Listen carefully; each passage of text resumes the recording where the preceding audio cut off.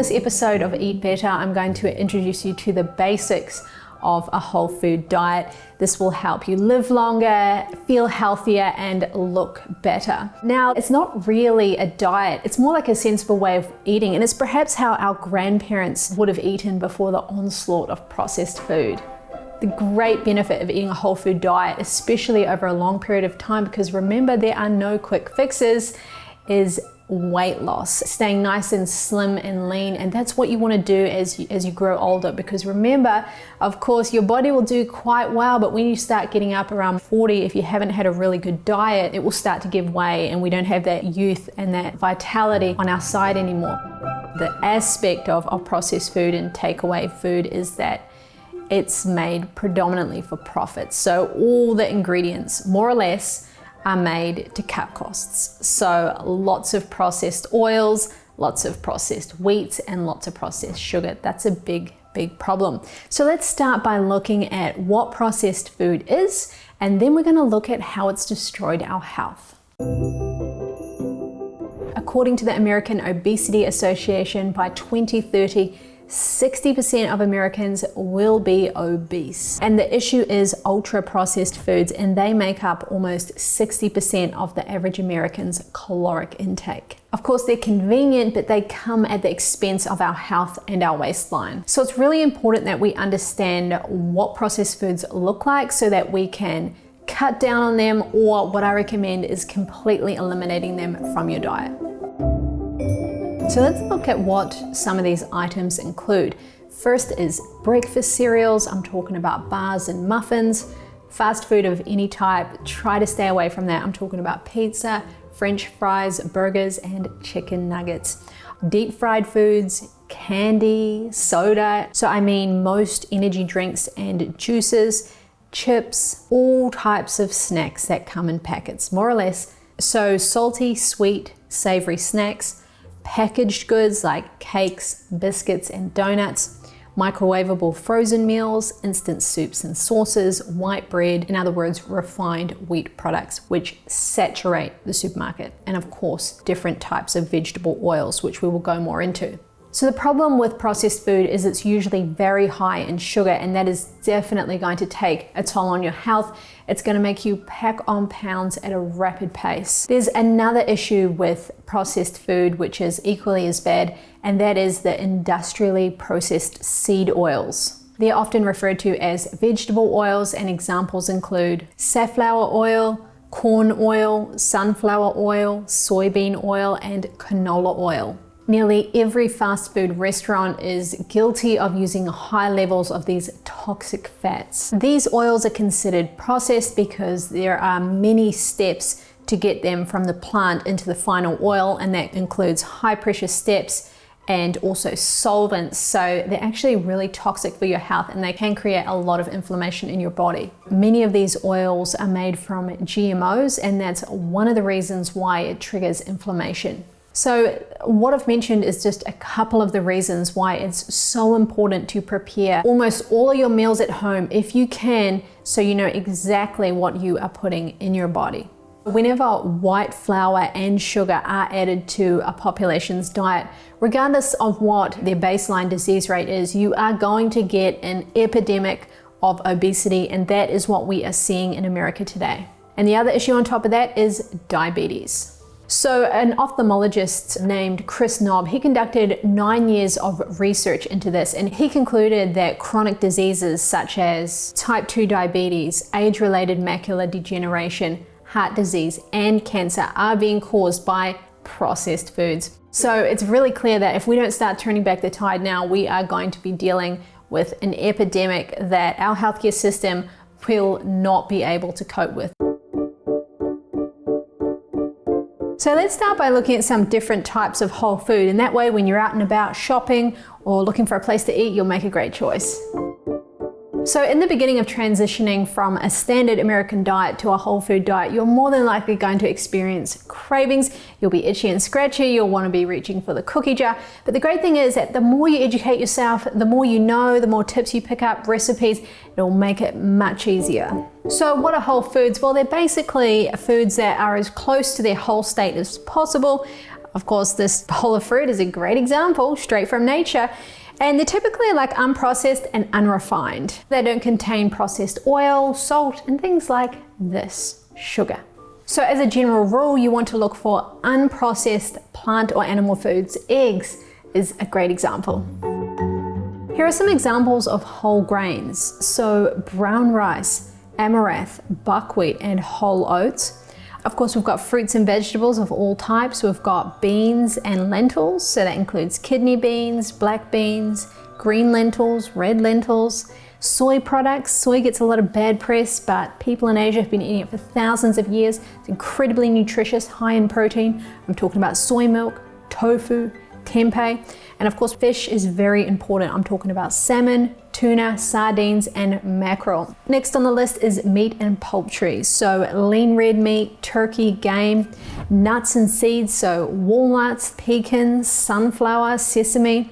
Then of course, we've got all our dairy products, but an example is don't buy yogurt with sugar in it and all those preservatives and additives. Just look for the plain yogurts with the live cultures. Just get plain dairy milk. Don't aim for chocolate milk and processed milks, and of course, cheese. Next, we've got sea vegetables, so seaweed, then unrefined oils. Some great examples, two great examples are coconut oil and olive oil. So next is herbs and spices, for example, garlic and ginger. Either fresh or dried, they both work, and they up the nutritional profile of your food by a lot. And last is natural sweeteners. For example, honey is a great option. You've also got other natural sweeteners like stevia and xylitol. Let's talk about grains as an example. Whole grains have not been as processed as refined grains. For example, they still have their germ intact and they're much more nutritious for you. Great example is white rice, brown rice. Try to aim for brown rice. It hasn't been bleached. It hasn't had the outside removed. It's had no chemical washing and all its nutrients are still intact. So I've got white rice here, brown rice here. That's a very good example of a more refined product versus something that's more intact. So look at that brown rice. It hasn't had the outside removed, so it's much more nutritious. So if you can, go for brown rice over white. Examples of whole grains include barley, brown rice, rye, quinoa, amaranth, buckwheat, spout, millet, and kamut. Refined grain products come mainly in the form of refined white wheat flour. These products are everywhere. This flour is found in white bread, crackers, cereals, desserts, and pastries. In other words, the grocery store is saturated in these products and you want to stay away from them as much as possible. Now, the main issue is that these foods cause inflammation, they make you gain weight, and they are devoid of nutrients. They also can cause a range of symptoms, including depression, bloating, hyperactivity, type 2 diabetes, blood sugar spikes, and food addiction and craving. Whole grains, on the other hand, are the complete opposite. They reduce inflammation, they aid weight loss, and they're filled with nutrients. They're very rich in protein and fiber, and they're going to keep you full for longer. So of course, shopping for a whole food diet, it can be daunting. Why? Because you are choosing from over 50,000 products. That's how many choices there are in the supermarket or the grocery store. So remember, be sure to go on with a list, get really clear on what whole foods are. I'm going to give you a few tips now on what you should be looking for. So number one is buy from the perimeter. Most grocery stores line the walls with the simplest of products. You may have noticed this. They put the produce, the butcher, the seafood, the bakery, and dairy, which is generally the healthier things on the outside. Now, the aisles in the middle contain most of the processed foods and generally have additives and preservatives, so you are better off avoiding them completely. Number two is buy organic. Purchase organic food when possible, as it's grown without pesticides and synthetic fertilizers, and pay particular attention to the Environmental Working Group's Dirty Dozen. This is the produce with the most pesticide residue, and this list includes strawberries, spinach, kale, nectarines, apples, grapes, peaches, cherries, pears, tomatoes, celery, and potatoes. Now let's look at the produce with the least amount of pesticide residue.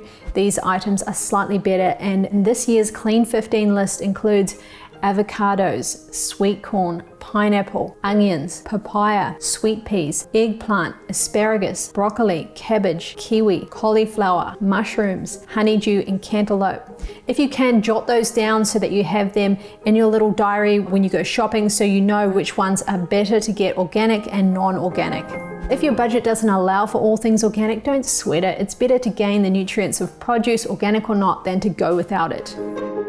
So another thing to consider is frozen foods. Many companies have stepped up their game and they've really got a lot of nutritious options. Of course, you always need to read the ingredients, but for example, you can get lots of frozen vegetables and berries. So if you live in a remote place, it's a great option to have some frozen food in the deep freeze.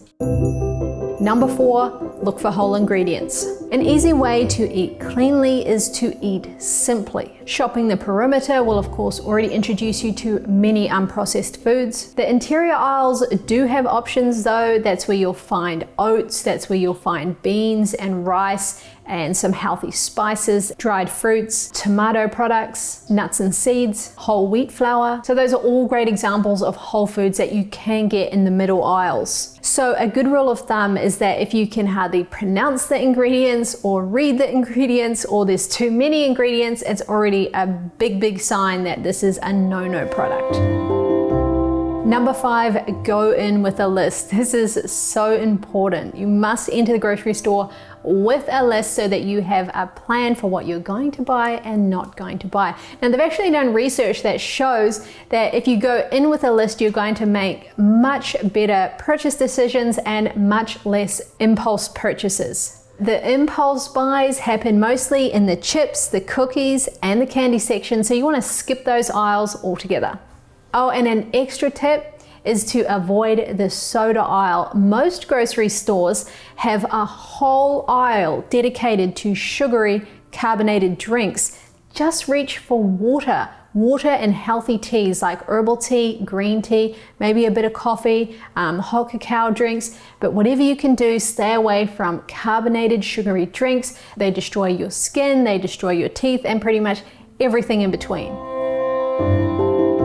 So my last tip, number 6, is to shop online. This is a really great way, especially as the pandemic drags on and online shopping is getting more and more popular. You can also get little filters, so you can click organic or whatever preferences you have to bring up products you might like. And also these days there's lots of food reviews online. That's the key aspect to all of this, is go away and do your own research. Of course, what I'm discussing here is just the basics.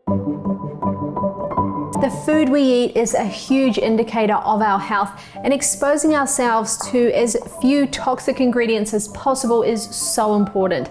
In upcoming episodes of Eat Better, I'll show you how to cook those simple dishes.